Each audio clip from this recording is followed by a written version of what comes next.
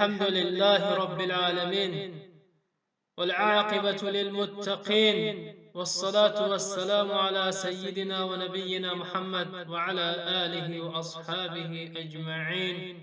السلام عليكم ورحمة الله وبركاته. السلسلة هويد حديث الرمضاني امروز حديث روميگريم كي بهر يكي مو فائده خواهد آورد.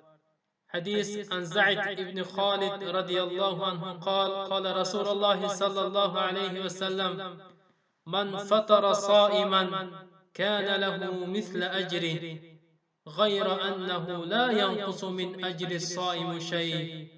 رواه الترمذي والابن ماجه.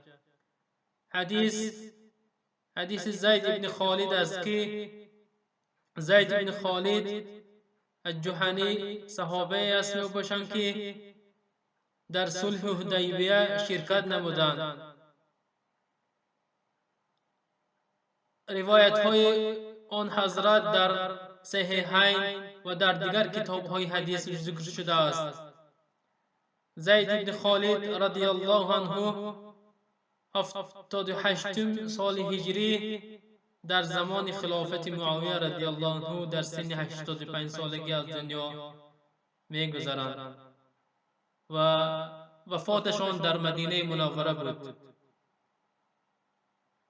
حدیث میگویند که پیامبر صلی الله علیه و سلم گفتند: هر کی روزه‌دار را افطار دهد مثل ثواب روزه‌دار ثواب میگیرد، در حالی که از ثواب روزه‌دار چیز کم کرده نمی شود. و روایت ترمذی و ابن ماجه این حدیث صحیح است.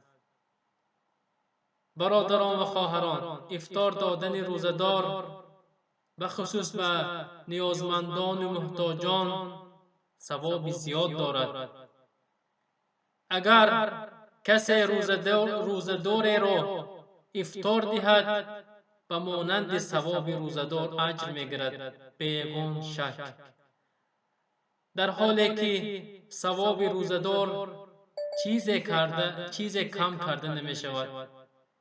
ثواب روزه‌دار اجرش کلان است و این چنین روزه دهنده و این چنین افطار دهنده از این ثواب بهره مند می‌گردد. از الله می‌پرسم که هر یک ما را برای افطار دادن موفق گرداند و از جمله ثواب گیرنده ها باشیم. و صلی الله علی نبینا محمد و علی آله و اصحابه اجمعین.